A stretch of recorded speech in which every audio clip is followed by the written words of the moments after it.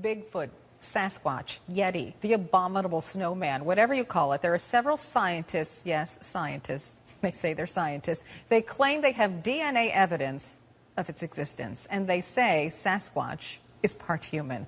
On top of that, the scientists are demanding all governments recognize the Squatches as indigenous people and protect their rights, and maybe even protect them from Bigfoot hunters like these. Possibly large. It definitely wasn't human. I've been tracking Sasquatches for 25 years. These animals, in fact, are real. I've seen them. They're here. I'm having a really difficult time finding an explanation for this. There's something on the hill. I do think there's a Squatch in these woods. In all seriousness, a team of researchers from Texas are saying a 5-year-long study of more than 100 DNA samples found the existence of a novel hominin hybrid species.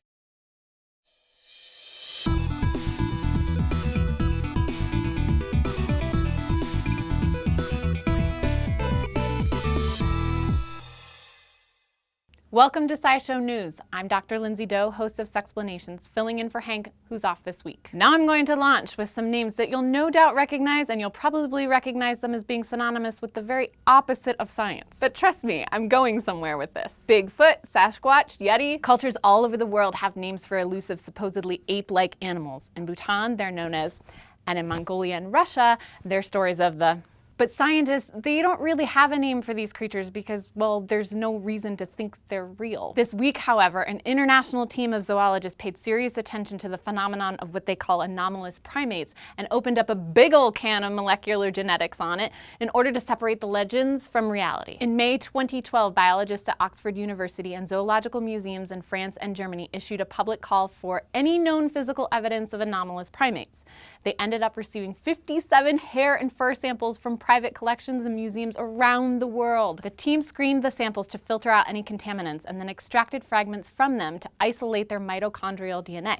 That's the ancestral DNA found in cells' mitochondria that's totally different from the DNA that animals inherit directly from their parents. Researchers then compared the DNA from the mysterious samples to the data in a GenBank, a database of all publicly available genetic sequences taken from more than 100,000 organisms. On Wednesday, the team published their findings in the Proceedings of the Royal Society B, and the results are pretty much what you'd expect, but not entirely. Almost all of the samples that were tested turned out to be from ordinary mammals, most of which are common in the regions where the samples were taken. For example, of the 18 samples tested from the western United States, which had been presented as possible evidence of Bigfoot, most turned out to be the hair from black bear, dogs, or cows. A couple were from raccoons and porcupines. Specimens from Russia, meanwhile, home of the legendary Almasty, were actually hairs from cows and horses with a couple of bears in the mix. But the most surprising finds came from Yeti country, the samples taken from collections in India, Bhutan, and Nepal. The sample from Nepal, the country most associated with Yeti lore, turned out to be from a sero, a goat-like animal that's native to mountain forests throughout Asia. But the other two samples from Bhutan and India both ended up matching only one organism in the database,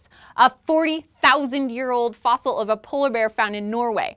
And neither specimen matched the genetic markers found in modern polar bears. One of these samples had been collected by a hunter in northern India 40 years ago who reported finding a strange bear-like animal in the mountains that he'd never seen before. The other came from an unidentified den or nest found in the bamboo forests of Bhutan. Now the fragment of DNA that matched the fossil was very small, so the scientists warn us in so many words to put away our tinfoil hats and instead keep our thinking caps on. In their paper, they postulate that the two samples could be evidence of a species of bear that until now has been unknown to science, possibly a hybrid between a brown bear and a polar bear, or even lineage that dates back to before polar bears and brown bears diverged into separate species. Now some of you are probably wondering, Bigfoot? Yeti? Why did these scientists even bother? In a commentary in the same journal, Norman MacLeod, the curator of paleontology at London's Natural History Museum, says this study of anomalous primates may seem frivolous at first, but it finally brings scientific rigor to the disputed field of cryptozoology, which has been dominated by pseudoscience and conspiracy theory. Now at least, cryptozoologists can't say that the scientific establishment hasn't taken their claims seriously, and maybe, MacLeod says, the two communities can start speaking the same same language, what he calls the language of hard scientific data and hypothesis testing. And who knows, the research might even result in the discovery of a new species of weird bear. It's not exactly Sasquatch, but it's something. Thanks for watching SciShow News. If you want to keep learning more about the world with us, just go to subbable.com and become a contributing member. And don't forget to go to youtube.com/SciShow and subscribe. Thank you for letting me be your substitute today on SciShow. If you'd like to check out my channel, it's youtube.com/Sexplanations.